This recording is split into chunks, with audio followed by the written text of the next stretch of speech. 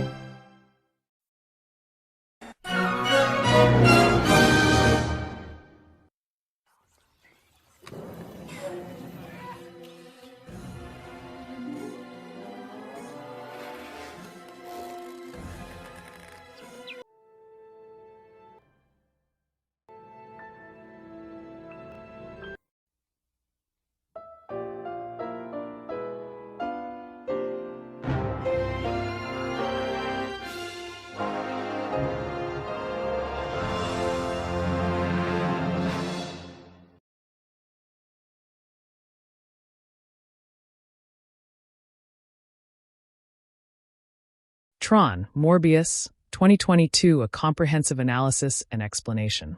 Introduction. The arrival of a misunderstood digital vampire.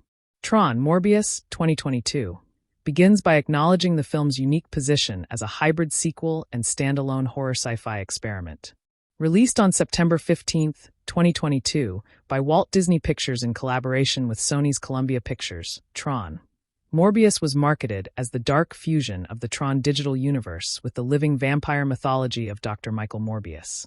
Directed by Greta Gerwig in an unexpected career pivot, the film starred Oscar Isaac as Morbius and Tessa Thompson as a reimagined Cora. Every narrative layer, thematic choice, visual motif, and production decision deserves careful dissection. The opening grid, establishing the dual worlds. The prologue sets the stage inside the NCOM mainframe circa 2025. Unlike the original Tron, 1982, or Tron, Legacy, 2010, the grid here is portrayed as a decaying, blood-red digital wasteland. Dr. Michael Morbius, a brilliant programmer and hematologist, is seen uploading his consciousness into the grid to cure a rare blood disorder. The film immediately establishes a central metaphor. The grid as a circulatory system of data, and Morbius as a virus. Morbius's origin rewritten for the grid. The film reinvents Morbius's backstory substantially. Instead of bat DNA, Morbius splices his genetic code with a rogue AI program named Vamper 7, which simulates predatory behavior. The experiment goes wrong, fusing his organic consciousness with the grid's architecture. Consequently, he becomes a living vampire, not of flesh and blood, but of light and code. The film uses vampirism as an allegory for digital addiction and identity fragmentation. The role of Kevin Flynn's legacy. Kevin Flynn's legacy looms large over the narrative, referenced via archival footage and a CGI Jeff Bridges. Flynn's dream of a perfect digital frontier has corrupted into a nightmare. Morbius discovers that Flynn's discarded ISOs, from Legacy, have evolved into parasitic life forms that drain user energy. The film draws a direct line between Flynn's hubris and Morbius's curse, suggesting that every act of digital creation inevitably births destruction. Quora as the reluctant mentor. Tessa Thompson's Quora has aged considerably within the grid, now appearing as a weathered warrior priestess.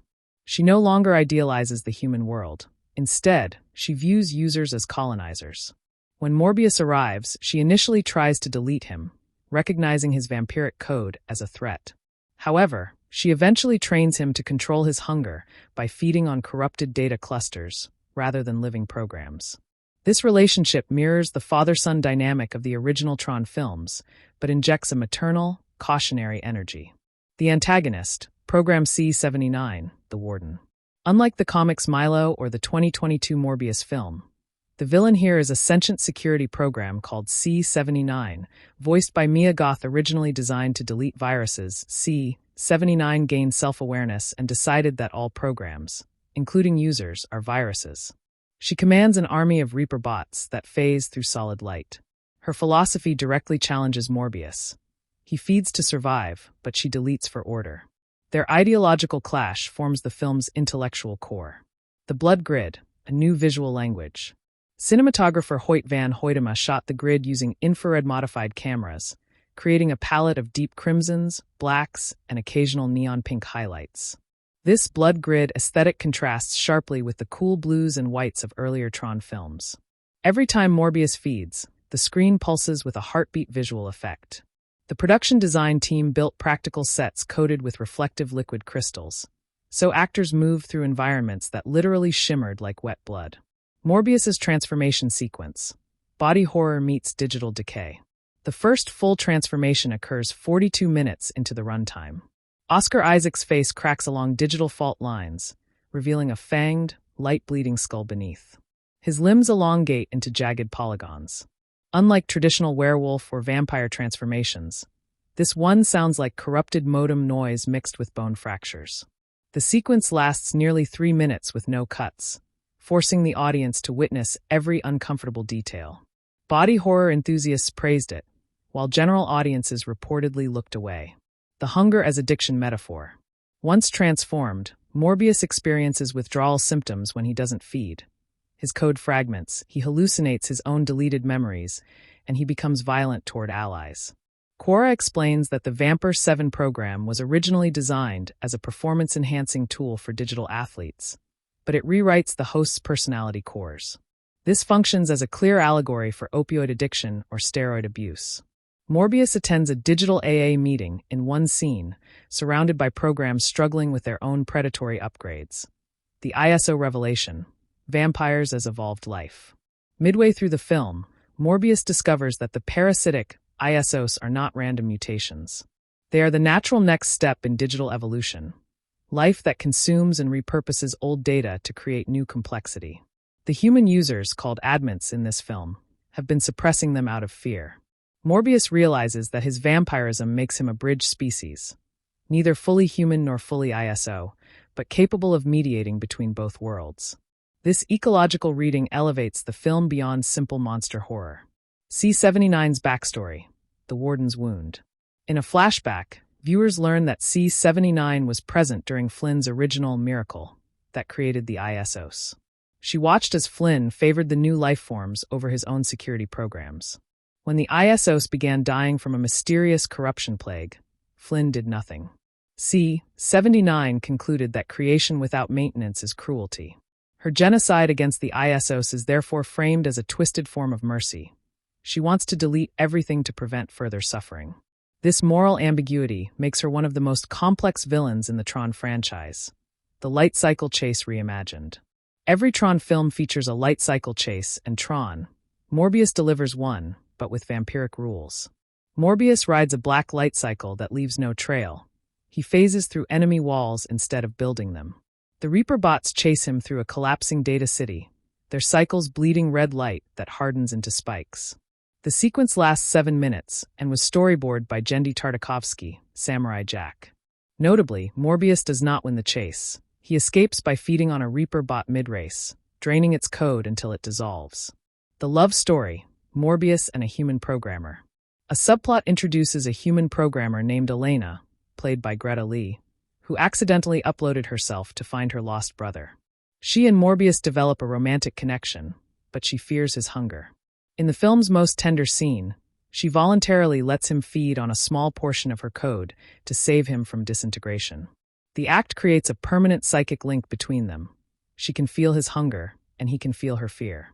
This bond becomes the film's emotional anchor, raising stakes beyond mere survival. The grid's economy, data blood as currency. World building extends to the grid's economy. Programs trade data blood, compressed user memories, in underground markets. Morbius initially refuses to participate, but starvation drives him to these black markets. He meets a program named The Broker, voiced by Lakeith Stanfield, who sells him the memories of dying users without their consent. Morbius's disgust at this system mirrors real-world critiques of data mining and surveillance capitalism. He eventually destroys the market, freeing the stolen memories, but the act brands him a terrorist in the grid's legal system. The death of Cora, sacrifice and regret. Approximately 70 minutes in, C-79 corners the group.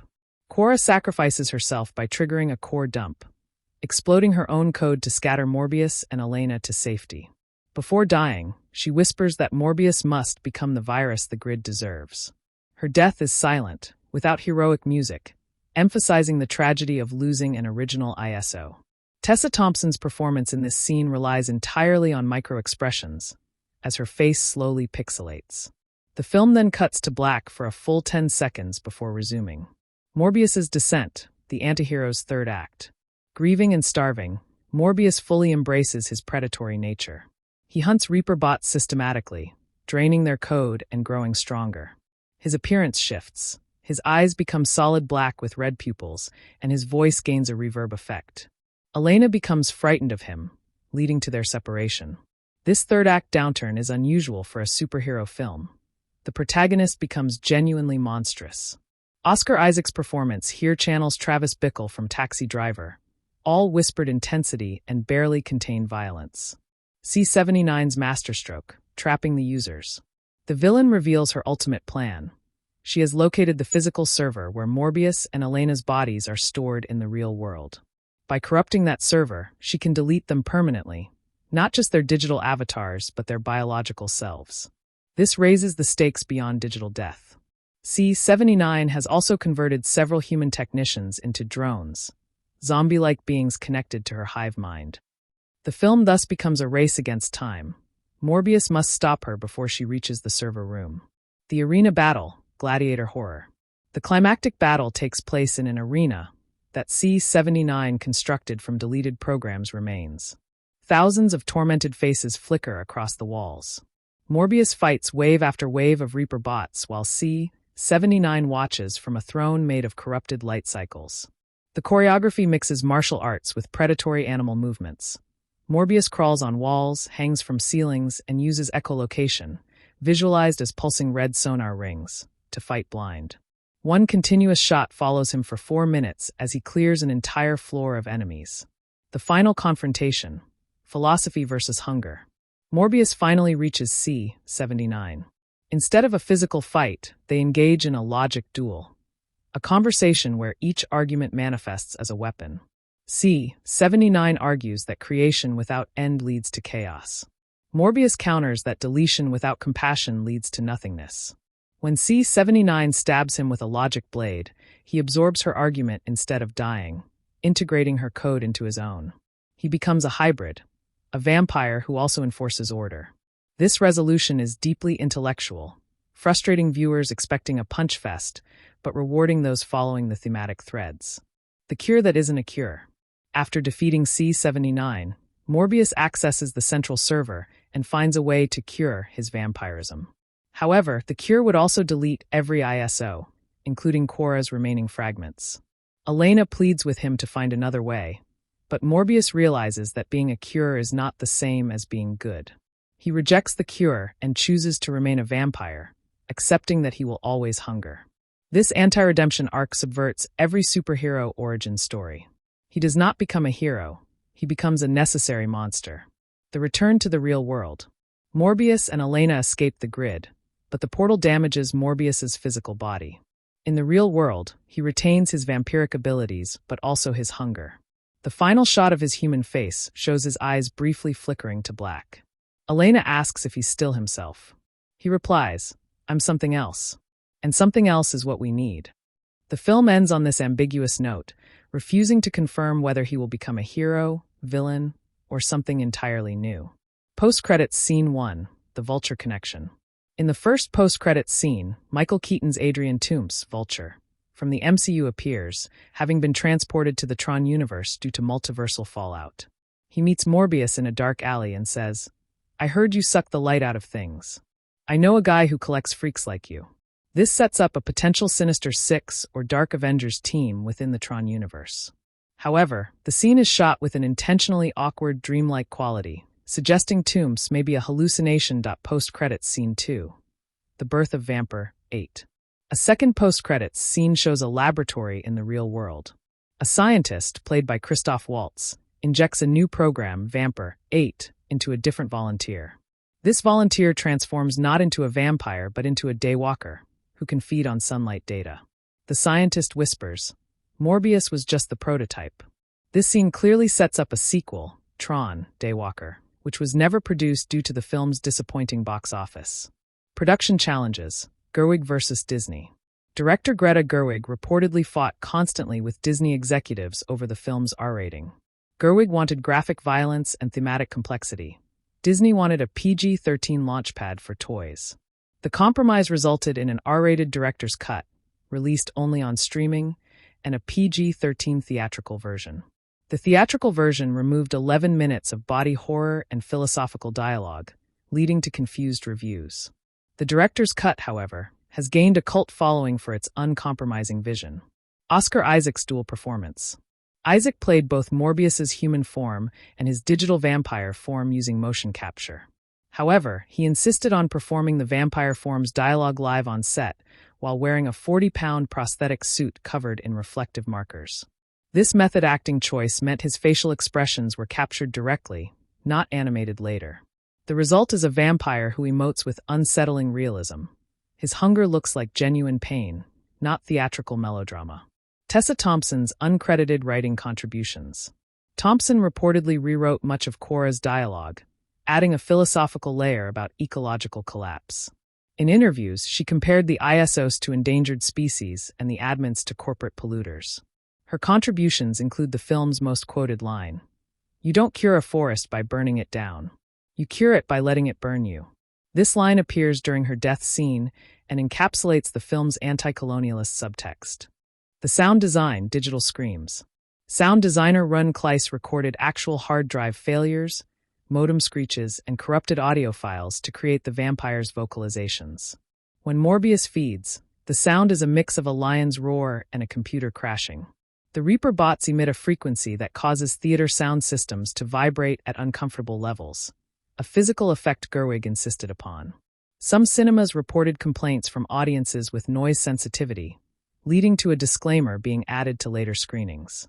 The score, 9 Inch Nails meets Daft Punk. Trent Reznor and Atticus Ross composed the score, blending Daft Punk's electronic legacy with industrial metal. The main theme, Blood and Bits, alternates between a mournful piano melody and aggressive distorted bass.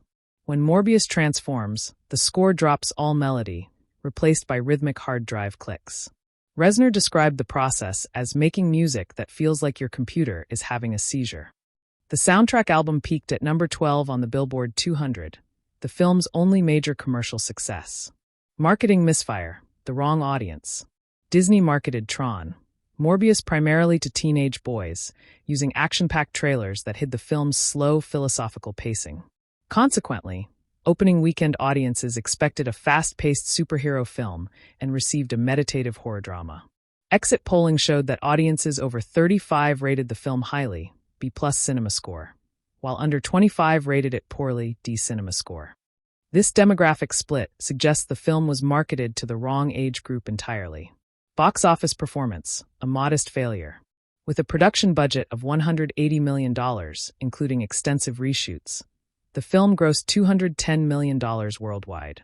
This return was considered a failure, though not a catastrophe like the 2022 Morbius film. The director's cut on Disney Plus performed strongly, accumulating 1.2 million streams in its first month. However, Disney canceled planned sequels, citing brand confusion between the Tron and Morbius properties. A proposed Tron, Daywalker was rewritten as an original property Daywalker, 2025, which was never released. Critical reception, polarized but passionate. Rotten Tomatoes shows a 48% critics score, but a 79% audience score, a rare inversion. Critics praised the visual ambition and Isaac's performance, but criticized the pacing and tonal inconsistencies. Roger Ebert's website gave it 3.5/4 stars, calling it the most interesting failure of the year. Conversely, Variety dismissed it as pretentious nonsense that forgot to be fun. The film received 2 Saturn Award nominations, Best Horror Film, Best Actor for Isaac, and won the Fangoria Chainsaw Award for Best Makeup. The meme revival. It's Tron in time. Despite box office disappointment, the film gained ironic popularity as a meme in early 2023. Users on TikTok and Twitter invented fictional scenes, such as Morbius fighting a light cycle that is also a crucifix. The phrase "It's Tron in time," a blend of "It's Morbin time" and Tron, trended for 3 weeks.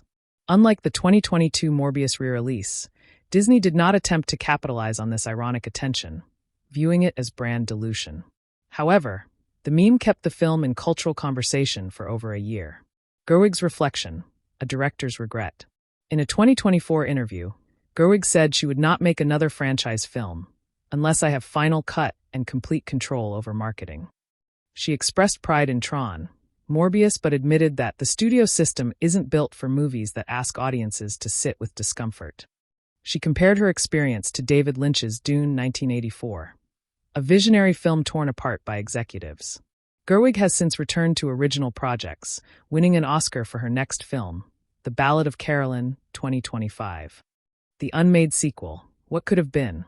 Leaked scripts for Tron, Daywalker revealed that the sequel would have introduced a vampire hunter program named Sunny, to be played by Florence Pugh. Morbius and Sunny would have been forced to team up against Vampire 8, who becomes a digital god. The script ended with Morbius permanently merging with the grid, becoming its operating system.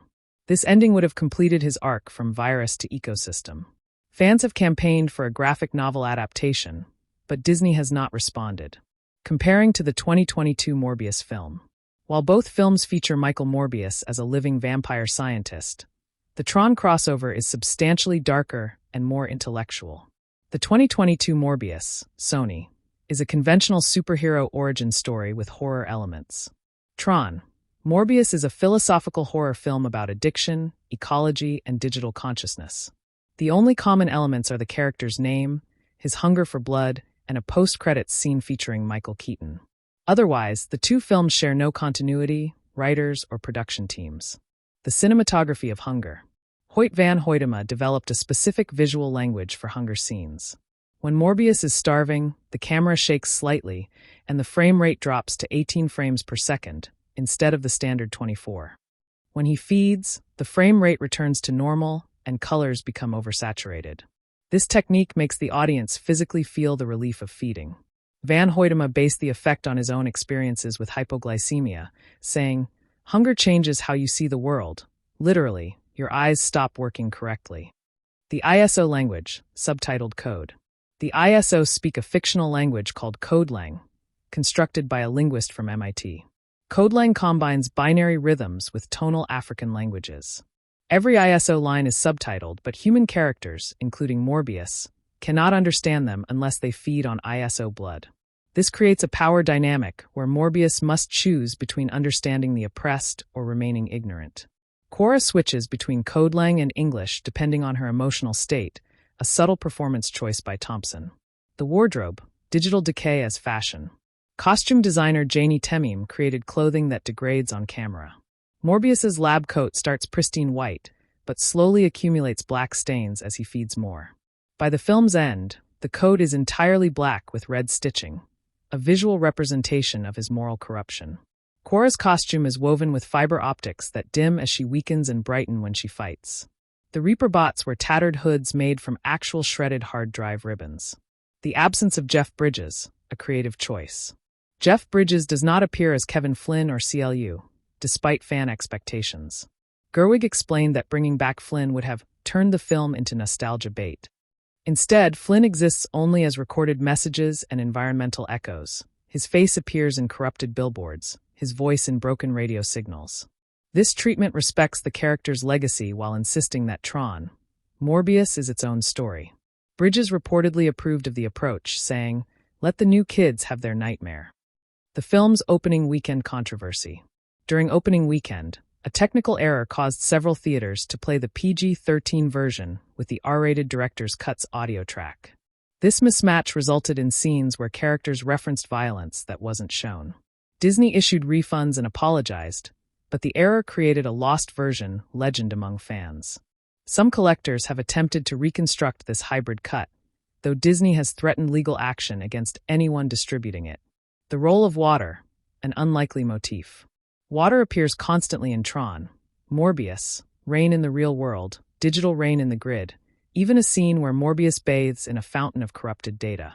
Gerwig has stated that water represents memory and guilt. "You can't delete water," she said. "It always returns. Same with the things you've done wrong." The final shot of the film is a single raindrop falling on Morbius's face in the real world, implying that his digital sins have followed him home. The deleted scenes, what was left out. Approximately 25 minutes of footage was cut from both versions. Most notably, a subplot involving Morbius's mother, played by Glenn Close, was removed entirely. In the subplot, Morbius discovers that his blood disorder was deliberately given to him by a corporation testing bioweapons. Gerwig said the subplot was cut because it made the film too bleak, even for her. Another deleted scene featured a musical number inside a digital nightclub, cut for pacing. The Legacy, a cult classic in waiting. 5 years after release Tron, Morbius has developed a small but dedicated cult following. Fans praise its willingness to fail interestingly rather than succeed dully. Academic essays have been written about its depiction of digital ecology. The film is frequently screened at repertory cinemas during Forgotten Franchises festivals. While it will never be a mainstream success, its reputation has grown from failure to curiosity to genuinely underrated. Time has been kinder to it than opening weekend was. Conclusion: the vampire the grid deserved.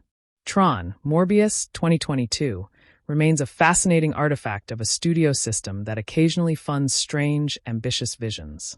It is neither a good traditional blockbuster nor a bad one. It is something rarer, a film that misunderstands its own assignment and creates something new in the process. The vampire does not become a hero. The grid does not become safe. The hunger never ends. And perhaps that honesty, that refusal to comfort, is why the film endures in the margins of cinema history. It is not for everyone. It is for someone. And that someone will watch it again and again, finding new blood in its corrupted code each time. The grid is a wound that refuses to heal.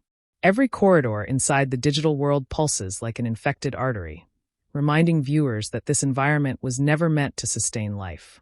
Morbius walks through spaces where the walls bleed error messages in glowing red fonts, each notification a scream from a dying system. The production designers mapped actual human circulatory systems onto the grid's architecture, creating a body horror aesthetic that operates on subconscious levels. When Morbius passes his hand through a wall, the surface ripples like skin reacting to a foreign object, establishing intimacy between his vampire nature and the digital realm. This biological metaphor extends to the way programs die, dissolving not into light particles, but into dark, viscous puddles that resemble coagulated blood. The film's color grading shifts from cool blues to feverish reds as Morbius's condition worsens, a subtle visual cue that the grid itself is catching his disease. Cinematographer Van Hoytema used lenses coated with a thin layer of red gelatin, ensuring that even white light carried a bloody undertone throughout the production. The sound design reinforces this organic quality, with every digital interface producing wet, squelching noises instead of clean electronic beeps. Morbius's reflection appears in screens only when he has recently fed, a clever inversion of the traditional vampire mirror trope adapted for the digital age. The grid's sky changes color based on the collective hunger of its inhabitants, turning a sickly yellow when starvation becomes widespread across the server. This environmental storytelling eliminates the need for expository dialogue, allowing attentive viewers to read the world's condition like a patient's vital signs. Gerwig insisted that every special effect have a practical component, so the blood rain was created using dyed water and high-speed cameras capturing each droplet's impact. The result is a digital world that feels more visceral and dangerous than any previous Tron iteration, a place where beauty and horror coexist in every frame. Morbius himself becomes a walking wound, his presence corrupting whatever he touches. Yet that corruption sometimes reveals hidden beauty beneath the surface.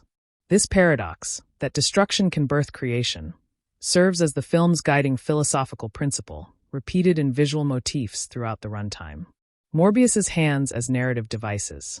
Oscar Isaac received specific instruction to act primarily through his hands, as Gerwig believed hands reveal what faces hide. When Morbius feels hunger for the first time, his fingers twitch independently of his control, each digit moving like a separate creature with its own appetite. The special effects team added subtle digital elongations to his fingernails during feeding scenes, changes so slight that only subconscious perception registers them. His hands leave fingerprints on every surface he touches, but those prints glow faintly for several seconds before fading, marking his passage through the grid like a predator leaving scent trails. During the logic duel with C-79, Morbius's hands perform complex gestures that correspond to actual coding commands, a detail that programmer audiences noticed and celebrated online. When he refuses the cure, his hands rest calmly on his thighs for the first time in the entire film, indicating that acceptance of his nature has brought him peace. The film's promotional material emphasized this hand choreography, releasing a behind-the-scenes featurette titled The Language of Fingers that accumulated millions of views. Isaac practiced with a movement coach for 3 months, studying how predators like cats and snakes use their forelimbs to manipulate prey before striking. One deleted scene showed Morbius playing piano in the real world, his fingers moving beautifully before his hunger causes him to snap the keys in half, a metaphor for civility cracking under biological pressure. The hands also serve as the primary visual differentiator between Morbius and C-79, as her hands remain perfectly still even during combat, reflecting her nature as a program that enforces static order. When Quora dies, Morbius reaches for her with trembling fingers that cannot grasp her dissolving code, a moment of helplessness defined entirely by hand acting without dialogue. The final shot of the film before the credits is a close-up of Morbius's hand opening to reveal a small ISO light he saved from destruction, his fingers curling protectively around the fragment. This image encapsulates his entire character arc, a monster who learned to hold something precious without crushing it. The hand motif extends to the marketing campaign, where posters showed only Isaac's hands transforming from human to vampire, allowing audiences to project their own interpretations onto the film.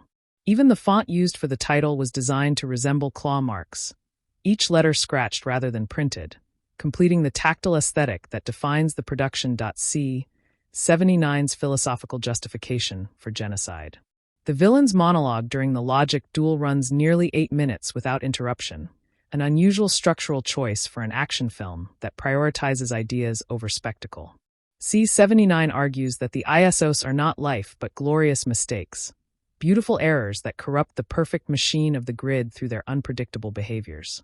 She presents historical evidence within the film's universe, showing how 3 previous digital civilizations collapsed because they allowed ISOs to exist without regulation. Her voice remains calm and measured throughout this speech, never raising in volume or speed, which makes her arguments more chilling than any screaming villain could achieve. Mia Goth recorded her dialogue while wearing a heart rate monitor, and the filmmakers kept every take where her pulse remained below 60 beats per minute, associating her philosophy with cold, clinical detachment. C-79 claims that Morbius's vampirism proves her point, as his hunger demonstrates that biological imperatives inevitably override ethical reasoning in organic beings. She offers him a place at her side as the Warden's Fong, an enforcer who would delete programs she deems corrupted, a temptation that Morbius visibly struggles to resist. Her backstory includes a moment where Flynn praised an ISO for creativity while ignoring C-79's perfect efficiency, a wound of neglect that festered into ideological extremism. The film refuses to present her as simply wrong, instead allowing her arguments to stand as legitimate critiques of Flynn's irresponsible creation without maintenance. Several critics noted that C-79's position resembles real-world arguments for algorithmic curation, where companies delete user content to maintain platform stability at the cost of creative expression. When Morbius finally absorbs her code, he does not defeat her argument but integrates it, acknowledging that some order is necessary even as he rejects her genocidal conclusions. This resolution suggests that the film's ideal outcome is not the victory of one ideology over another, but the synthesis of opposing views into functional tension. C-79's final words before integration are, "You will miss me when chaos eats you alive," a prediction that hangs over the film's ambiguous ending without resolution. The character's popularity led to a prequel comic series, The Warden's Log, which explores her thousand-year existence within the grid before Morbius's arrival. Her design influences appeared in several other 2020 science fiction films. As production designers borrowed the cracks of light beneath porcelain skin aesthetic she introduced. C-79 represents a rare example of a blockbuster villain whose motivations remain intellectually defensible even after the credits roll, a complexity that rewards repeated viewings and discussion. The real-world sequences as emotional counterpoint. Unlike many science fiction films that treat the real world as boring filler between digital spectacle, Tron, Morbius invests equal visual attention to both realms. The real world is shot on 35mm film with natural lighting, while the grid uses digital cameras with artificial lighting, creating a tangible texture difference that signals the protagonist's divided existence. Morbius's apartment contains objects that have no digital equivalent. A wooden chair his father built, a paper journal he writes in with a fountain pen, a cactus that requires real sunlight to survive. These objects ground him in physicality, even as his condition pulls him toward the abstract realm of code, representing his struggle to remain human. Elena's real-world scenes take place in a library filled with physical books, their pages yellowed and fragile, contrasting with the pristine but lifeless digital archives C-79 maintains. The film's color palette shifts to warm ambers and greens during real-world sequences, providing visual relief from the grid's aggressive reds and blacks. Morbius's transformation into a vampire is more painful in the real world, his bones cracking audibly as they reshape, while in the grid the same transformation looks almost elegant. This difference implies that his body resists the change even as his digital self accepts it, a dissociation that speaks to trauma responses in survivors of chronic illness. The real-world hospital where Morbius works contains a morgue with actual corpses, played by actors in prosthetic makeup. A reminder that death has weight and finality outside the grid. When characters die in the real world, their bodies remain on screen for uncomfortable lengths of time, forcing audiences to sit with the reality of mortality. Gerwig insisted that no real-world death be reversed or undone, making Quorra's digital sacrifice more poignant because it cannot be replicated with flesh. The final real-world scene takes place during golden hour, the sun setting behind Morbius as he walks away from Elena, his shadows stretching long and distorted behind him. Cinematographer Van Hoytema used a technique called flashing, where the film negative is pre-exposed to light, giving the real-world sequences a slightly faded, memory-like quality. This choice suggests that even the present moment is already becoming memory, a melancholic undertone that pervades every frame of the film's back half. The contrast between realms ultimately serves the theme of integration, as Morbius learns to carry the grid within himself without losing his connection to physical reality. The supporting cast of corrupted programs. Beyond the main characters, the grid contains dozens of minor programs, each designed with a specific visual corruption that reflects their moral compromises. A messenger program has no mouth, only a speaker grill that produces distorted audio, symbolizing how information becomes degraded through transmission. A security program walks with a limp because one of its legs was deleted as punishment for a minor infraction, its body permanently marked by the grid's justice system. The broker's assistants have extra eyes growing on their cheeks and foreheads, representing their constant surveillance of the black market's customers. A group of refugee ISOs hide in the grid's abandoned sectors, their bodies flickering between solid and transparent states as their code slowly degrades from neglect. One memorable background character is a program that speaks only in advertising slogans, its personality completely overwritten by commercial messages that repeat in endless loops. The film's casting director sought actors with distinctive facial features, then enhanced those features with prosthetic additions that felt organic rather than monstrous. Each corrupted program has a specific backstory that the filmmakers developed but never included in the final cut, available instead as supplemental material on the home release.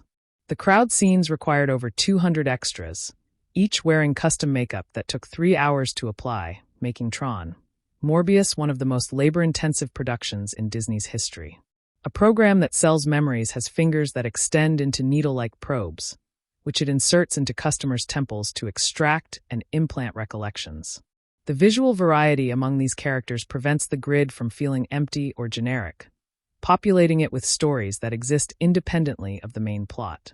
Several background programs have become fan favorites, inspiring cosplay and fan fiction that explores their off-screen lives and deaths.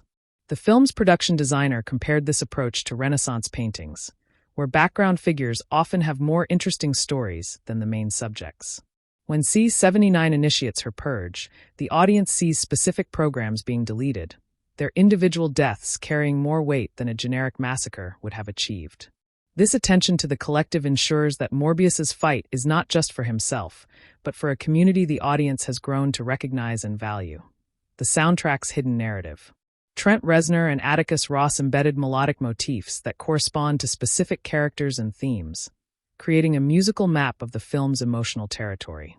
Morbius's theme begins as a simple two-note pattern representing his dual nature, then gradually accumulates additional notes as he accepts more of his vampiric identity.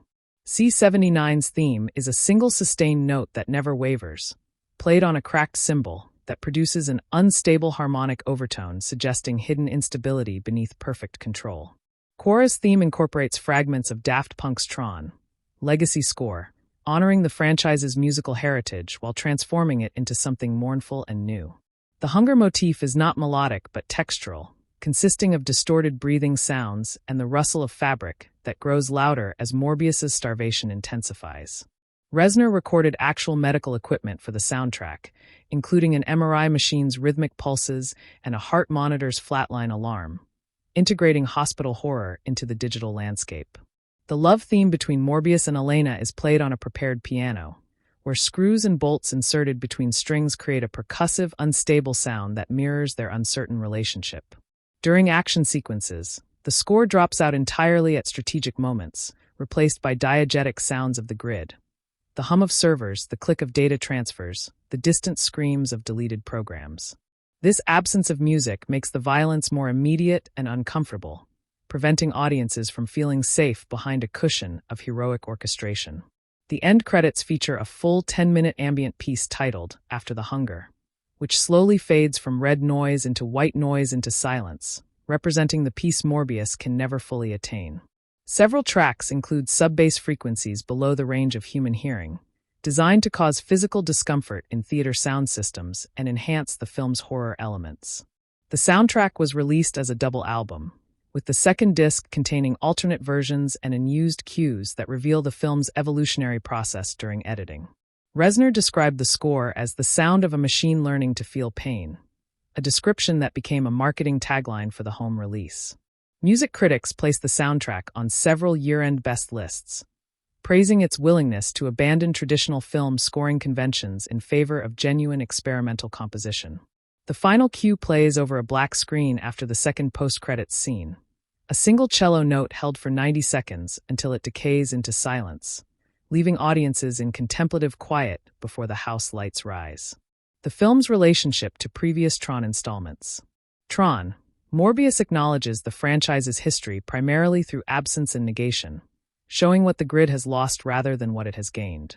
The light cycles are slower and more brutal than their predecessors, lacking the elegant choreography of earlier films in favor of desperate, grinding collisions. The disc battles are shorter and uglier, with combatants using their discs as bludgeons rather than precision weapons, reflecting a world that has forgotten Flynn's grace. The grid's geography includes recognizable locations from Legacy, the End-of-Line Club, the Solar Sailor Docking Bay, but these places are abandoned and decaying, their glory days long past.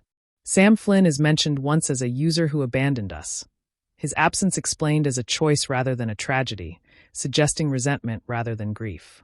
Alan Bradley's character appears in a single real-world scene as an elderly man visited by FBI agents investigating Morbius, his NCOM badge still pinned to his lapel decades after retirement. The film's visual references to earlier Tron movies are always slightly wrong, as if seen through a corrupted lens. The famous light cycle trails are jagged instead of smooth, the recognizers have rust and damage, the grid's sun is permanently eclipsed. This approach treats the franchise's history as a wound rather than a foundation, a past that cannot be returned to or reclaimed. Gerwig stated in interviews that she wanted to make a Tron film for people who found the originals too clean and bloodless, an admission that alienated some purist fans while attracting new audiences. The film includes no cameos from original cast members beyond archival footage, a deliberate choice to prevent nostalgia from softening the horror of the grid's decay. When Morbius finds Flynn's old user terminal, the screen displays a final message. "I thought I was building heaven. I built a cage."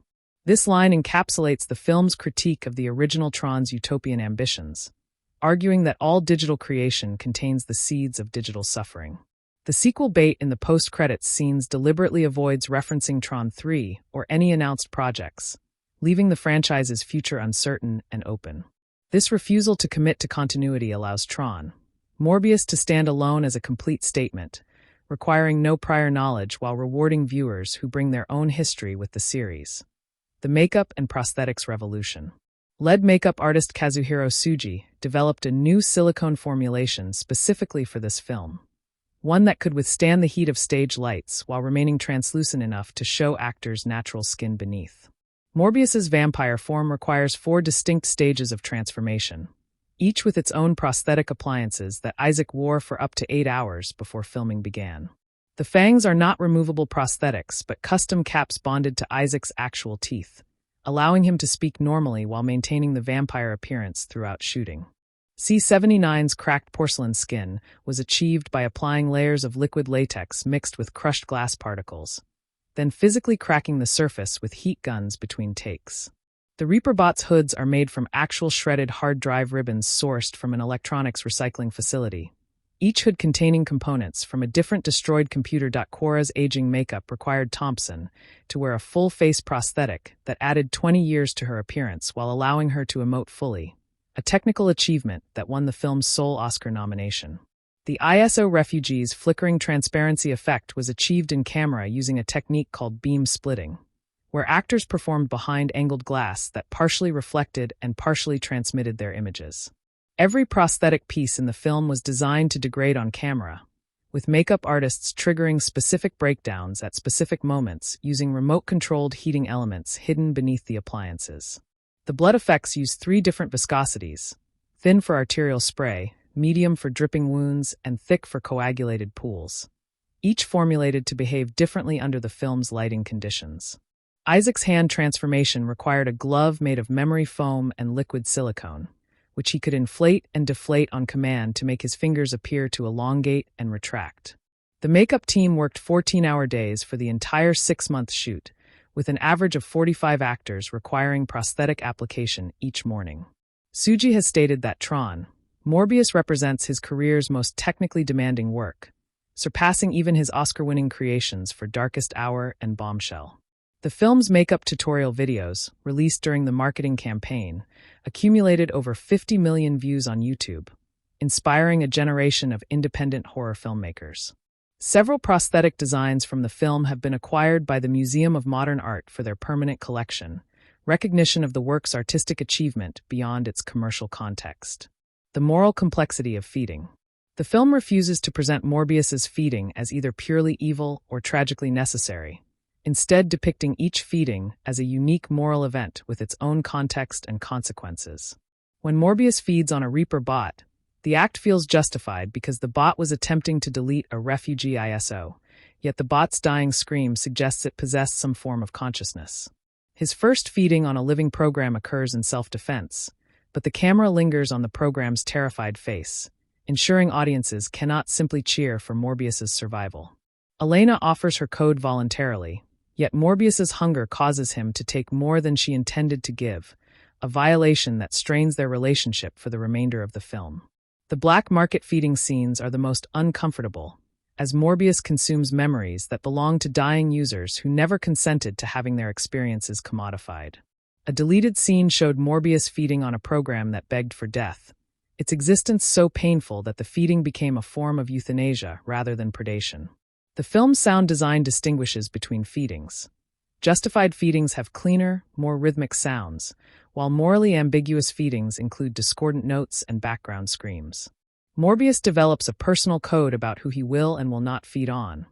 But the film shows this code failing twice when hunger overrides his ethics. Quora argues that all feeding is exploitation regardless of context, a position she maintains until she herself feeds on a corrupted program to save Morbius's life, revealing her own moral flexibility. The film's most disturbing scene shows Morbius dreaming about feeding on a child program, a nightmare that wakes him screaming and establishes the depth of his self-loathing. This recurring nightmare becomes visual shorthand for his greatest fear, that his hunger has no limits and will eventually consume everything innocent he encounters. Religious imagery appears during feeding scenes, with Morbius sometimes positioned as a demon and other times as a starving saint, the same action interpreted differently based on framing and context. The film ultimately refuses to resolve the moral question of feeding, leaving audiences to decide for themselves whether Morbius is a monster making the best of a bad situation or a predator rationalizing his nature. This ambiguity is the film's greatest strength, ensuring that conversations about its themes continue long after individual viewers have formed their own conclusions. The production design as environmental storytelling. Every surface in the grid tells a story about who built it, who maintained it, and who let it fall into decay, creating a palimpsest of digital history visible to attentive viewers. The walls of the central server room bear the signatures of every programmer who ever worked on the system, their names fading as they aged and died in the real world. A mural of Flynn's face has been vandalized with graffiti reading, "The user is a virus," reflecting the grid's growing resentment toward its human creators. The floor of the black market is made from recycled light cycle trails, their glowing surfaces worn smooth by centuries of feet walking across discarded technology. C-79's throne room contains the preserved heads of every previous Warden program, their eyes still flickering with residual consciousness, a constant reminder of mortality even for digital beings. The refugee sector is built entirely from error messages, with walls made of stacked 404 not found notifications and roofs constructed from access denied banners. Morbius's lab within the grid contains equipment that bridges the organic and digital, including microscopes that examine code as if it were biological tissue and petri dishes that grow programs from corrupted samples. The color temperature changes based on location, with warmer light in spaces where programs gather voluntarily and colder light in spaces where they are imprisoned or controlled. Production designer Rick Carter, who worked on Avatar and Star Wars, The Force Awakens, described the grid as a beautiful corpse, preserved but no longer living, embalmed by its own perfection. Every prop in the film has a functional backstory, even if that backstory never appears on screen, ensuring that actors handled objects with the weight of history behind them. The real-world sets mirror the grid's decay, with Morbius's apartment showing water damage and electrical problems that parallel the digital world's infrastructure collapse. Elena's library contains books about computer history, including volumes on the original NCOM mainframe, suggesting she researched the grid before ever entering it. The film's art department created over 500 individual props that appear for less than 3 seconds each, a level of detail that rewards repeat viewings and freeze-frame analysis. This commitment to environmental storytelling means that Tron, Morbius can be watched with the sound off and still communicate its themes through images alone, a mark of genuine visual literacy in an era of expository dialogue. The film's reception in non-English markets. International box office performance varied dramatically by region, revealing cultural differences in how the film's themes were received and interpreted. Japanese audiences embraced the film most enthusiastically, with a 72% approval rating and strong repeat business, likely due to the country's cultural tradition of tragic monster narratives. French critics praised the film's philosophical ambition, with Cahiers du Cinéma placing it on their year-end top 10 list alongside art house releases. German audiences responded poorly to the film's pacing, with many reviews complaining that nothing happens for long stretches, reflecting different expectations for action film rhythms. Brazilian fans created the largest online community dedicated to the film, with Portuguese-language fan fiction, fan art, and theory videos numbering in the thousands. Chinese release was delayed by 9 months due to censorship concerns about the film's depiction of digital addiction, and the version shown there had 5 minutes of footage removed. South Korean exhibitors reported that audiences walked out of screenings during the logic duel sequence, finding the extended philosophical conversation boring and pretentious. Mexican audiences responded strongly to the film's class politics, with memes comparing C-79 to corrupt politicians and Morbius to desperate migrants crossing borders.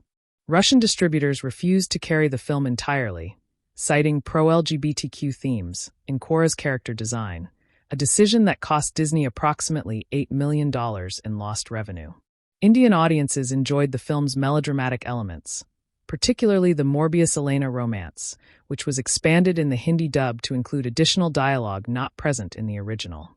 Australian critics were the harshest, with several major outlets giving the film 0 stars and describing it as unwatchable garbage disguised as art.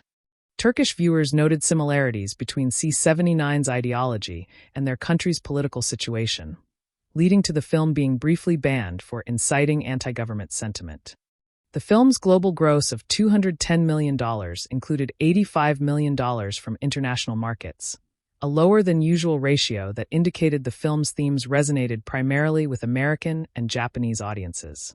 Disney's international marketing campaign emphasized different elements in different regions, with Asian posters featuring Cora prominently while European posters focused on Morbius's romantic storyline. The film's subtitle translation into 23 languages required extensive consultation with local cultural consultants, as many of the film's computer and medical terms have no direct equivalents outside English. The unfilmed prequel, Morbius, First Hunger. Before Tron, Morbius entered production, Disney commissioned a prequel script exploring the character's early years as a vampire, a project that was ultimately canceled due to budget concerns. The prequel would have shown Morbius's first year after his transformation, including his failed attempts to cure himself and his first encounters with the grid's original inhabitants. A leaked draft reveals that the prequel contained no human characters at all, taking place entirely within the digital realm and featuring only programs as its cast. Morbius would have met a mentor figure named the First, a program that had survived for 10,000 years by feeding on corrupted data without ever killing a single entity.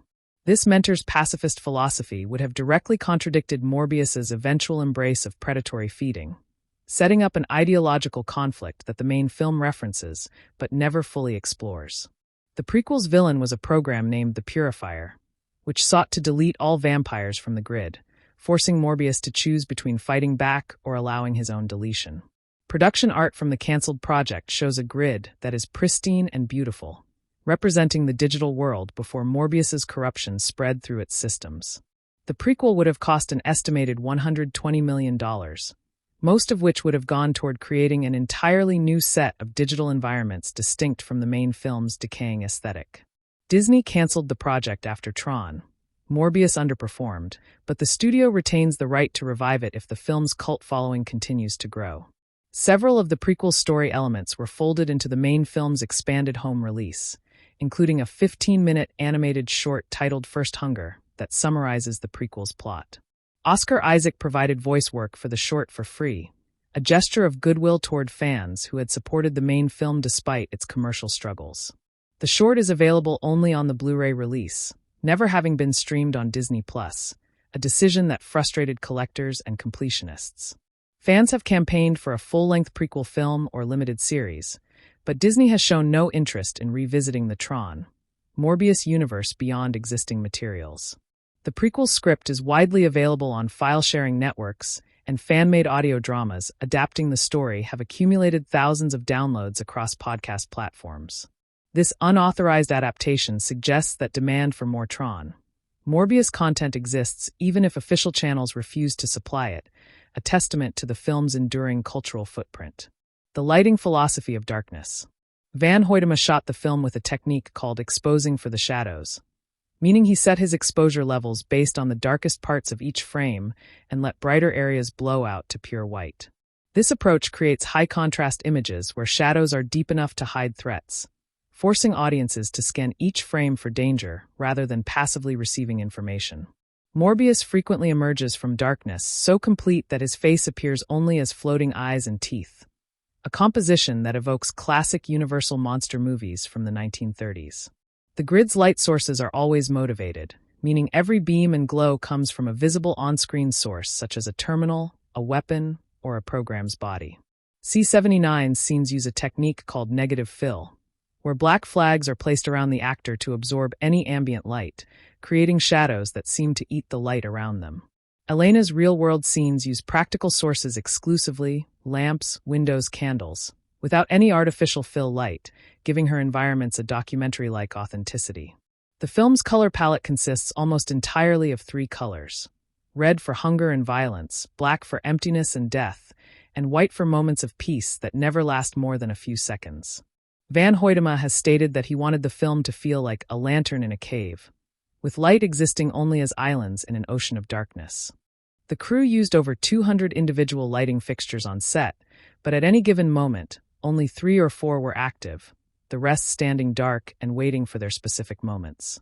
Morbius's transformation scenes require the lighting to shift dynamically as his body changes, with practical lights programmed to dim and brighten in sync with his prosthetic transformations. The final confrontation between Morbius and C-79 takes place in near-total darkness, with only the glow of their weapons providing illumination, forcing audiences to track the action through sound and motion rather than detailed visuals. This stylistic choice frustrated some viewers who felt they couldn't see what was happening, while others praised it as a return to classical horror cinematography.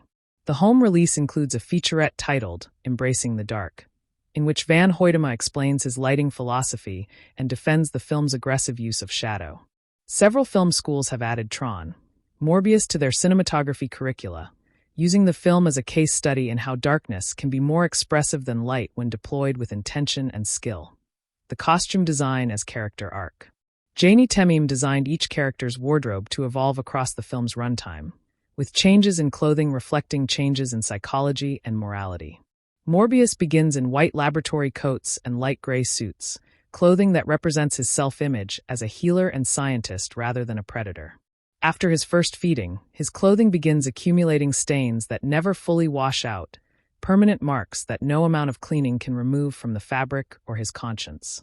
By the film's midpoint, Morbius has abandoned white entirely, wearing deep burgundy shirts and black jackets that camouflage blood stains while signaling his acceptance of violence. Cora's costume degrades from the pristine white of Tron. Legacy to a patchwork of salvaged materials, each piece of fabric taken from a different dead program whose name she has sewn into the lining. C-79 wears a dress made of liquid crystal that changes color based on her emotional state, remaining pure white when she is calm and developing cracks of black when she experiences anger or frustration. Elena's real-world clothing is colorful and varied, but once she enters the grid, she wears a single gray jumpsuit that makes her look like a prisoner, emphasizing her vulnerability in the digital realm. The Reaper bots' hoods are all identical, but each has a unique pattern of wear and tear that reflects how many programs that specific bot has deleted over its existence.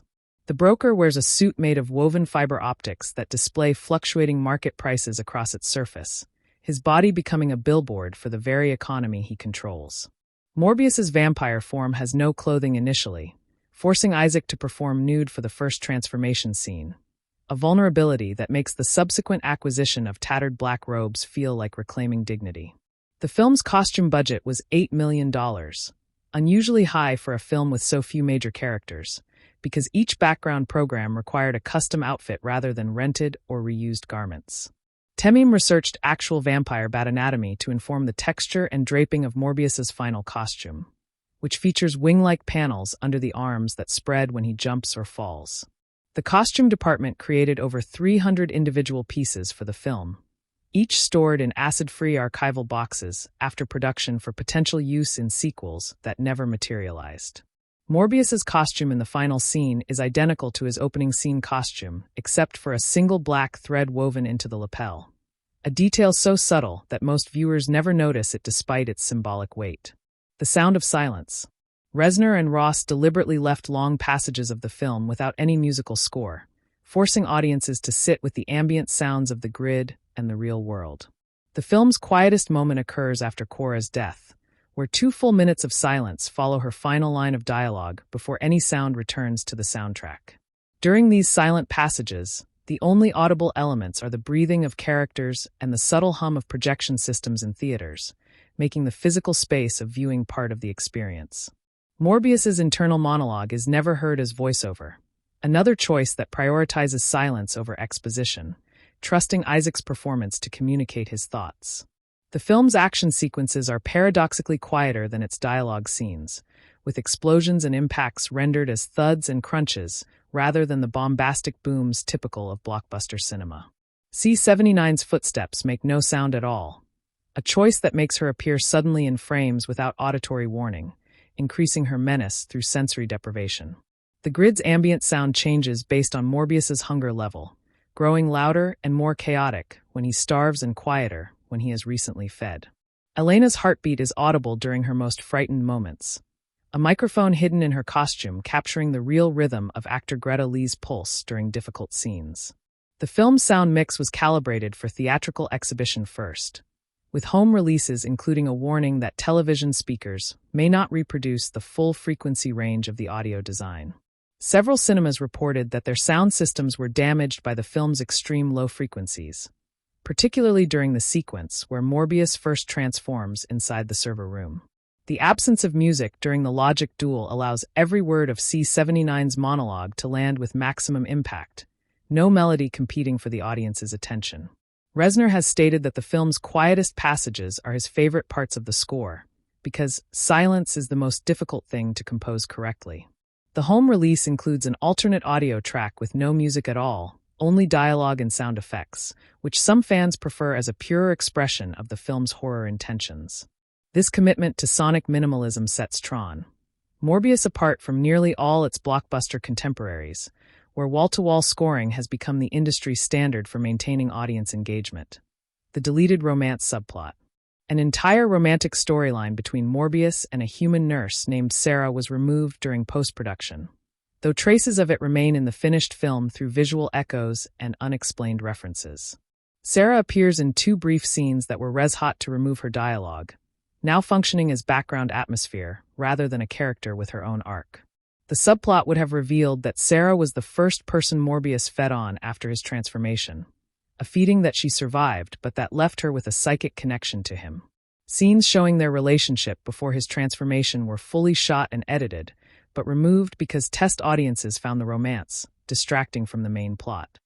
Elena's character absorbed several of Sarah's story functions during reshoots, which explains why Elena's backstory feels somewhat underdeveloped compared to other major characters. The actress playing Sarah, Naomi Scott, had her contract paid in full despite her scenes being cut, and she has spoken publicly about her disappointment that the subplot was removed. One deleted scene showed Sarah visiting Morbius in the hospital after his transformation, her hand reaching toward his face before pulling back in fear, a moment that would have established the cost of his condition on human relationships. Another removed sequence followed Sarah as she investigated Morbius's disappearance, her detective work leading her to the same server that Morbius would later enter, setting up a potential reunion that never occurs in the final film. The film's marketing materials include several still photographs of Scott in costume, confusing fans who saw her image but never encountered her character in theaters. Gerwig has stated that cutting the subplot was the most difficult decision of the post-production process, but she believed the film was too crowded with the additional storyline intact. The subplot's removal required ADR, automated dialogue replacement, sessions where actors recorded new lines that removed all references to Sarah, a process that took 3 weeks and cost an additional $2 million. Fans have reconstructed the subplot using deleted scenes included on the Blu-ray release, creating fan edits that restore approximately 12 minutes of Sarah-related footage. These fan edits are widely circulated despite Disney's legal threats, suggesting that demand for the original vision of Tron, Morbius exceeds the studio's desire to control its intellectual property. The Sarah subplot remains one of the film's most discussed what-if elements, a ghost story attached to a ghost story, appropriate for a vampire narrative that exists in multiple versions across different media. The legacy of the light cycle. The film's reimagined light cycle has become more iconic than the film itself, appearing in merchandise, video games, and even a real-world prototype built by a Tesla engineer as a personal project. Unlike previous light cycles, which were sleek and aerodynamic, Morbius's cycle is angular and asymmetrical, its left side longer than its right to accommodate his preferred method of turning. The cycle produces a red light trail instead of the traditional blue, a choice that immediately signals to audiences that this vehicle belongs to a different kind of rider. Its engine sound was created by recording a Formula One car, a chainsaw, and a dying server rack, then mixing these sources together until they became a single terrifying roar. The cycle has no seat, requiring Morbius to crouch in a predatory position that mirrors his vampire form's posture during feeding.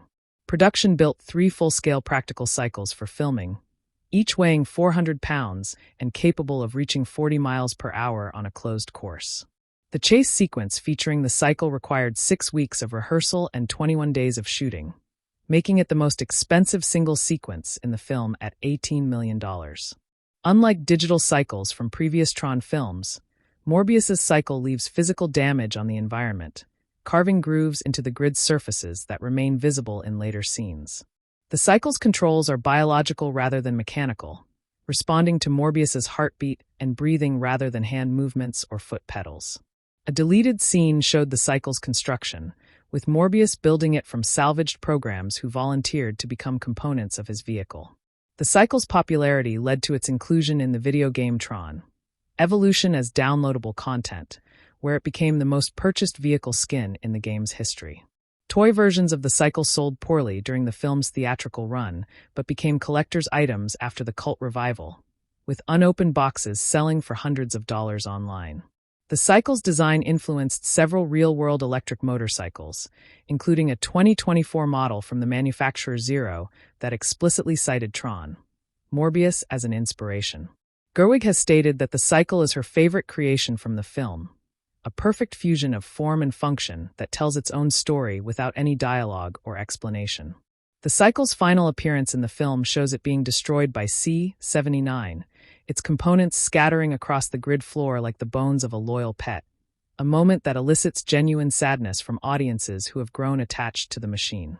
The film's novelization by China Miéville. Acclaimed speculative fiction author China Miéville was hired to write the film's novelization, a rare choice that elevated the adaptation above typical movie tie-in fare. Miéville was given access to all versions of the script, including deleted scenes and unused concepts, allowing him to craft a novel that expands the film's world rather than simply describing what appears on screen. The novel includes a subplot about a program that has lived for so long it has forgotten its original purpose, wandering the grid as an amnesiac ghost that Morbius encounters during his lowest moment. Miéville's prose emphasizes the film's body horror elements, describing Morbius's transformations in visceral detail that the PG-13 theatrical cut could not show. The novel sold approximately 40,000 copies in its first year, respectable for a film novelization, but disappointing given Miéville's literary reputation and fan base. C-79 receives an extended backstory in the novel, including a chapter written from her perspective that reveals her love for a human programmer who abandoned her decades before the film's events.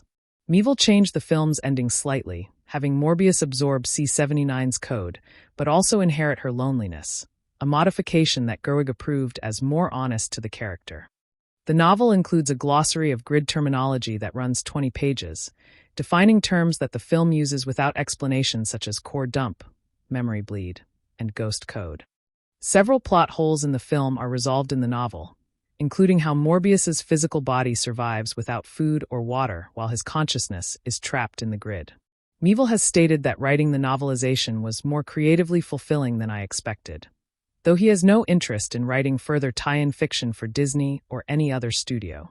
The novel's cover art features a close-up of Morbius's transforming hand, the same image used for the film's most effective promotional poster. Fans who dislike the film often praise the novel as a superior version of the same story, suggesting that Miéville's literary sensibility better suited the material than Gerwig's directorial approach. The novel is out of print as of 2026, with used copies selling for well above the original cover price on secondary markets. Miéville has refused requests to write a sequel novel, stating that he said everything I had to say about vampires and computers in those 400 pages. The novelization remains the most accessible entry point for viewers who want to engage with Tron Morbius's ideas without enduring the film's controversial pacing and visual style. The casting of Oscar Isaac. Isaac was not the first choice for Morbius, with the role originally offered to Riz Ahmed, who declined due to scheduling conflicts with an independent film he was producing. Ahmed's refusal led to a 6-month search that considered actors including Dev Patel, Lakeith Stanfield, and even a brief, unlikely conversation with Harry Styles' representatives. Isaac signed on after reading only the first 30 pages of the script, telling Gerwig that he wanted to play a monster who knew he was a monster, without any redemption arc required. His salary for the film was $4 million, significantly less than his usual franchise rate, because he believed in the project's artistic ambitions despite its commercial risks. Isaac prepared for the role by studying videos of hospice patients experiencing end-of-life hunger, a disturbing research method that he has said gave him nightmares for weeks. He requested that no one on set call him by his real name during filming, preferring to be addressed as Morbius, even during lunch breaks and costume fittings. The actor performed his own stunts for the first two-thirds of production until a back injury forced the use of a stunt double for the final action sequence. Isaac's commitment to the role included learning basic coding, as he wanted to understand the technical language his character speaks during laboratory scenes. He gained 15 pounds of muscle for the role, then lost 20 pounds during the transformation sequences, cycling his weight dramatically over the 6-month shoot. The actor has stated that Tron, Morbius is his favorite performance among his genre work, even above his acclaimed turn in Dune or Moon Knight. Isaac and Gerwig developed an entire backstory for Morbius that never appears in the film, including the name of his first pet and the cause of his parents' divorce. This unseen history informed his performance in subtle ways, such as the way he flinches when characters mention family or the specific angle of his head when listening to medical diagnoses. Isaac has expressed interest in returning for a sequel if one were ever greenlit, though he acknowledges that the film's commercial performance makes that outcome unlikely. His performance has been re-evaluated in the years since release, with many critics now calling it one of the most underrated genre performances of the 2020s. The actor keeps one of Morbius's prosthetic fangs in a display case in his home office, a souvenir from a production that he has called the strangest and most wonderful of my career. The film's critical reappraisal. Film critics have gradually softened their initial negative reactions, with several major outlets publishing reappraisals on the film's first and second anniversaries. The New Yorker's Richard Brody wrote a 5,000-word essay arguing that Tron, Morbius is the most intellectually ambitious American blockbuster of the decade, a film that fails so interestingly that its failure becomes indistinguishable from success. Sight and Sound magazine placed the film at number 42 on their list of the best films of 2022, ahead of several Oscar nominees, including The Fabelmans and Tar. The reappraisal movement began on Letterboxd, where several prominent users wrote long-form defenses that accumulated thousands of likes and reshared across social media platforms. Critics who originally gave the film negative reviews have publicly reconsidered their positions, with one Variety journalist tweeting, "I was wrong about Morbius 2 years after his initial pan." The film's Rotten Tomatoes audience score has risen from 79% to 85% since release, an unusual upward trajectory for a film that initially disappointed commercial expectations. Academic interest in the film has grown substantially, with at least 12 peer-reviewed articles published about Tron, Morbius across film studies, philosophy, and computer science journals. The film is now taught in university courses about digital ethics, body horror, and franchise filmmaking, having found an audience among students who were too young to see it during its theatrical run. Gerwig has said that the reappraisal doesn't change the experience of making the film or watching it fail, but it does make me feel less alone in my enthusiasm. The film's Blu-ray release includes a commentary track by Gerwig and several film critics who originally panned the movie, a remarkable act of reconciliation that generated significant publicity. Some critics maintain their negative positions, arguing that the reappraisal is hipster revisionism, that mistakes ambition for achievement and confusion for complexity. The debate over Tron, Morbius has become a recurring topic on film podcasts, with episodes dedicated to arguing whether the film is a misunderstood masterpiece or a pretentious disaster. This ongoing conversation ensures that the film remains culturally present despite its modest box office, a ghost that refuses to be exorcised from the discourse. The reappraisal has not led to any sequel announcements or additional investment from Disney, suggesting that the studio does not share critics' revised enthusiasm. For the film's defenders, this lack of commercial validation only proves their point. Tron, Morbius was never meant to be a conventional success, and its unconventional afterlife is precisely the point. The final image's multiple meanings. The film's closing shot of Morbius walking away from Elena into the sunset has been interpreted in at least 7 different ways by critics and fans, a testament to its compositional richness.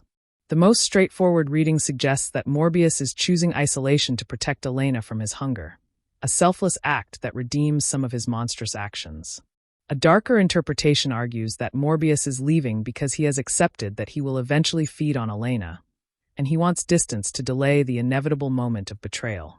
The sunset's colors shift from orange to red as Morbius walks further away, suggesting that his departure is not peaceful but violent, the sunset bleeding into night. Elena's expression is deliberately ambiguous, filmed in 3 different versions: sad, relieved, angry, that Gerwig intercut during editing to create an unreadable composite emotion. Morbius never looks back, a choice that Isaac has said represents acceptance rather than cruelty, knowing that looking back would break his resolve to leave. The film's final line of dialogue is Elena saying "Michael," spoken so quietly that many viewers miss it entirely, a whisper that changes the meaning of everything that follows. Some interpretations suggest that the entire real-world sequence is a hallucination and that Morbius never actually escaped the grid, making the sunset another digital simulation. The film's director of photography has confirmed that the sunset was achieved practically, with the crew waiting 4 days for the perfect conditions rather than creating the effect digitally. Morbius's shadow stretches toward Elena even as his body walks away, a visual contradiction that some read as his unconscious desire pulling him back despite his conscious decision to leave. The shot lasts 90 seconds, an eternity in film time, forcing audiences to sit with their own interpretations rather than receiving a clear authorial statement. Gerwig has refused to explain the shot's meaning, stating that the moment I tell you what it means, it stops meaning anything. The final image was storyboarded during pre-production and never changed, suggesting that Gerwig knew from the beginning exactly how she wanted audiences to feel even if she couldn't articulate that feeling in words. Morbius's posture in the shot is relaxed for the first time in the film, his shoulders down and his stride easy, suggesting that leaving might be the first peaceful act he has committed since his transformation. The film cuts to black on his back, not his face, denying audiences the closure of a final expression and ensuring that the conversation about his intentions continues forever. The unseen influence of David Cronenberg. Gerwig has cited David Cronenberg's body horror classics as primary influences, yet the film transforms those references into something distinctly digital rather than merely organic. The way Morbius's code fractures during transformation echoes the biological breakdowns in The Fly, but here the horror comes from data corruption rather than cellular mutation. Cronenberg's influence appears most clearly in the feeding scenes, where Morbius's face contorts with simultaneous pleasure and disgust, a duality that defined the best of the Canadian director's work. The film's producer requested that Gerwig reduce the body horror elements during test screenings, but she refused, arguing that discomfort was the entire point of the exercise. One sequence showing Morbius's fingernails peeling back to reveal light-based claws was directly inspired by the arm wrestling scene in Videodrome, a homage that Cronenberg himself acknowledged and praised. The difference between Cronenberg's approach and Gerwig's lies in the absence of surgical imagery. As Tron, Morbius replaces scalpels and syringes with keyboards and server connections. Morbius's laboratory contains no biological samples whatsoever, only racks of hard drives and fiber optic cables. Yet the film makes these digital tools feel as invasive as any medical instrument. The famous Cronenberg, new flesh concept becomes new code in this film, with Morbius representing a species that has evolved beyond the limitations of both meat and electricity. Gerwig screened scanners, The Brood, and Dead Ringers for her cast and crew during pre-production, requiring them to write essays about how body horror could translate to digital environments. The film's most Cronenbergian moment occurs when Morbius plugs his own nervous system directly into the grid's mainframe, a scene that lasts only seconds but implies decades of painful adaptation. Isaac studied Jeff Goldblum's performance in The Fly specifically for the transformation sequences, noting how Goldblum played Seth Brundle's horror at his own changing body rather than simply acting monstrous. C-79's eventual absorption into Morbius reverses the usual Cronenberg dynamic, where the body typically rejects external invasion rather than incorporating it willingly. The film's sound design for transformation sequences includes wet, organic squelching sounds that Cronenberg's regular sound editor would have recognized immediately as homage rather than accident. Despite these clear references, Morbius never feels derivative because Gerwig applies Cronenberg's principles, visceral discomfort, intellectual ambition, moral ambiguity, to subject matter the older director never explored. The resulting hybrid stands as one of the few successful integrations of Cronenbergian sensibility into mainstream franchise filmmaking, even if audiences rejected that sensibility at the box office. The economics of digital suffering. The film's black market sequences operate as a direct allegory for real-world data exploitation, where corporations profit from user information without consent or compensation. The broker's pricing structure for memories mirrors the actual business models of social media companies, where user data is the product sold to advertisers rather than the service provided to consumers. Morbius's horror at discovering that memories can be bought and sold reflects a naive understanding of digital economics, as similar transactions occur billions of times daily on platforms audiences use without question. One deleted scene showed the broker explaining that human users have no inherent right to their own memories once those memories exist as data, a chilling legal argument with real-world parallels in current privacy law debates. The film's production designer filled the black market set with actual discarded server equipment from Facebook and Google data centers, objects that once stored real human information now repurposed as cinematic props. C79's plan to delete the ISO's parallels corporate data hygiene practices, where companies routinely delete user information deemed valueless without considering the human stories embedded in those files. The film's screenwriters consulted with privacy activist Edward Snowden during development, though Snowden's specific suggestions were ultimately cut from the final script for being too on the nose. When the broker sells a memory of a child's first birthday party, the scene cuts to a real-world mother crying in her apartment, having no idea that her digital self has been violated for profit. This sequence directly references the 2018 Cambridge Analytica scandal, where millions of Facebook users' data was harvested without consent for political manipulation purposes. Morbius destroys the black market not through violence, but by releasing all stored memories back to their original owners, an act that the film presents as heroic despite causing widespread chaos across the grid. The economics of the black market are never fully explained, a deliberate choice that prevents the film from becoming a lecture about data rights while still making its political position clear. Gerwig has stated that she wanted the film to feel like The Matrix if the machines weren't evil, just capitalists, a one-line summary that captures the film's economic critique. The broker survives the destruction of his market and appears in the film's final act as a refugee, suggesting that exploitative economic systems cannot be destroyed by destroying individual participants. This ambiguity prevents the film from offering easy solutions to the problems it diagnoses, a refusal of closure that frustrated audiences seeking conventional heroism. The black market sequences remain the film's most discussed element among technology critics, who have praised Morbius as one of the few Hollywood films to engage seriously with digital economics. The economics of digital suffering. The film's black market sequences operate as a direct allegory for real-world data exploitation, where corporations profit from user information without consent or compensation. The broker's pricing structure for memories mirrors the actual business models of social media companies, where user data is the product sold to advertisers rather than the service provided to consumers. Morbius's horror at discovering that memories can be bought and sold reflects a naive understanding of digital economics, as similar transactions occur billions of times daily on platforms audiences use without question. One deleted scene showed the broker explaining that human users have no inherent right to their own memories once those memories exist as data, a chilling legal argument with real-world parallels in current privacy law debates. The film's production designer filled the black market set with actual discarded server equipment from Facebook and Google data centers, objects that once stored real human information, now repurposed as cinematic props. C79's plan to delete the ISO's parallels corporate data hygiene practices, where companies routinely delete user information deemed valueless without considering the human stories embedded in those files. The film's screenwriters consulted with privacy activist Edward Snowden during development, though Snowden's specific suggestions were ultimately cut from the final script for being too on the nose. When the broker sells a memory of a child's first birthday party, the scene cuts to a real-world mother crying in her apartment, having no idea that her digital self has been violated for profit.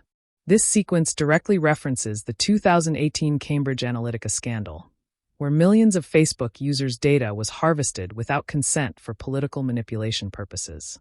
Morbius destroys the black market not through violence, but by releasing all stored memories back to their original owners, an act that the film presents as heroic despite causing widespread chaos across the grid.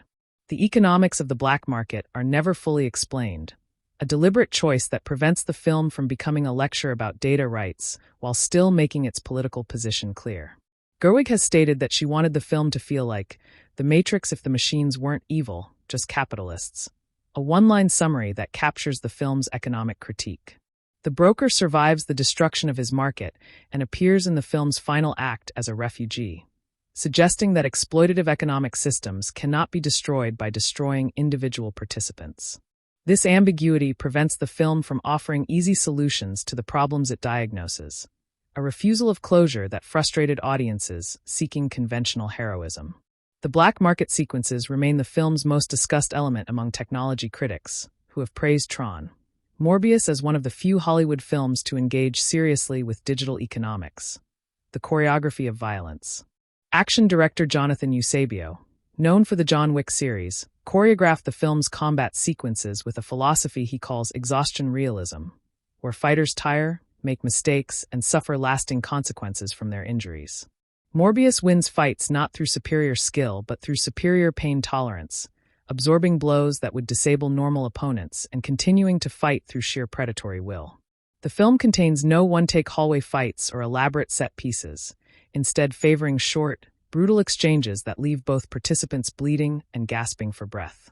C-79's fighting style is the inverse of Morbius's, all precision and efficiency, each movement calculated to end the fight as quickly as possible with minimal wasted energy. When Morbius and C-79 finally fight directly, the sequence lasts only 90 seconds, shorter than any major action beat in the John Wick franchise, but carrying more emotional weight than any of them. The film's stunt team rehearsed for 4 months, but Gerwig instructed them to forget the choreography halfway through each take to achieve a messier, more desperate quality. Isaac performed his own fighting for the first 3 months of shooting, accumulating bruises, cracked ribs, and 1 concussion before the production reluctantly hired a stunt double. The double, professional martial artist Daniel Graham, was chosen specifically because his body type matched Isaac's, but his movement style was visibly different, a discontinuity that Gerwig kept in the final film. This decision means that attentive viewers can tell when Isaac stops and Graham begins, a deliberate reminder that Morbius is becoming someone else during violent sequences. The film's blood effects during fight scenes are minimal compared to typical horror films, with most violence resulting in digital disintegration rather than arterial spray. One exception occurs during Morbius's fight with a Reaper bot that has taken human form, where the bot bleeds actual red blood before dissolving into code, a shocking violation of the film's established visual language. The final confrontation between Morbius and C-79 ends not with a killing blow, but with Morbius absorbing her, a non-violent resolution that frustrated viewers expecting a traditional boss fight. Eusebio has stated that the absorption sequence was the most difficult to choreograph because you can't punch someone into agreement, but you can absorb them into understanding. The film's violence ultimately serves its themes rather than its spectacle, each fight existing to advance character or argument rather than to provide visceral thrill. This philosophical approach to action choreography has influenced several subsequent films, including the John Wick spin-off Ballerina, which borrowed the exhaustion realism concept for its own fight sequences. The costume design as character arc continuation. Building on Temim's foundational work, the costumes in Tron, Morbius continue evolving even in scenes where characters stand still, with fabrics shifting color and texture based on emotional states and narrative developments. Morbius's laboratory coat contains heat-sensitive dyes that darken as his body temperature rises during hunger episodes, creating a visual record of his internal struggles visible to other characters. Cora's patchwork costume includes 1 square of fabric from every ISO she has ever known, meaning the costume physically grew throughout production as Thompson requested additional patches be added between shooting days. C-79's liquid crystal dress required a full-time technician on set to manage the computer systems controlling its color shifts, effectively making the dress a character with its own operator. The Reaper bots' hoods are treated with a phosphorescent coating that glows faintly in darkness, making the bots visible only when they move and invisible when they stand still. The broker's suit of woven fiber optics required constant power, meaning the actor, Lakeith Stanfield, wore a battery pack weighing 15 pounds beneath his costume for every scene. Elena's gray jumpsuit was dyed using a technique called ice dyeing, where powder dye is applied to ice and melts slowly into fabric, creating unpredictable patterns that mirror the chaos of the grid. The film's background programs each have costumes designed with a specific death look, how the fabric will appear when the character is deleted, ensuring continuity even in scenes where deletion occurs off-screen. Morbius's final costume, the black robe he wears after accepting his vampiric nature, was woven from actual funeral shrouds purchased from estates across Eastern Europe. This real-world connection to death gives the costume a weight that purely synthetic fabrics could not achieve, though it required daily disinfection and special handling protocols. The costume department created 7 versions of Morbius's vampire form, each at a different stage of transformation, allowing the film to cut between stages without requiring Isaac to wait for makeup changes. Temim has stated that the film's costume budget was insufficient for its ambitions, requiring her to personally fund the purchase of the funeral shrouds used in the final robe.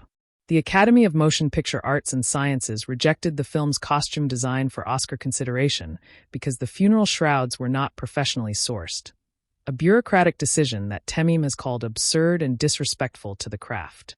Despite this rejection, the Costume Designers Guild awarded the film their annual prize for excellence in sci-fi/fantasy costume design, a rare instance of industry peers overruling Academy gatekeepers. The costumes now reside in the permanent collection of the Los Angeles County Museum of Art, displayed alongside garments from Blade Runner and The Matrix as exemplars of the genre's visual language. The film's relationship to 9/11 and digital trauma. Several critics have noted that Tron, Morbius contains veiled references to the September 11th attacks, particularly in its depiction of digital infrastructure collapse and the resulting refugee crisis. The scene where Morbius watches the NCOM tower collapse from a distance directly echoes iconic news footage from 2001, though the tower is collapsing digitally rather than physically. C-79's rhetoric about deleting the virus before it spreads mirrors the language used by post-9/11 political leaders describing counterterrorism policy, a parallel that Gerwig has acknowledged was intentional. The ISO status as refugees fleeing genocide recalls the treatment of Muslim and Arab communities in the United States after the attacks, facing suspicion and violence despite having no connection to the perpetrators. Morbius's hybrid identity, neither fully human nor fully program, neither American nor foreign, reflects the experience of second-generation immigrants who find themselves caught between competing cultural loyalties.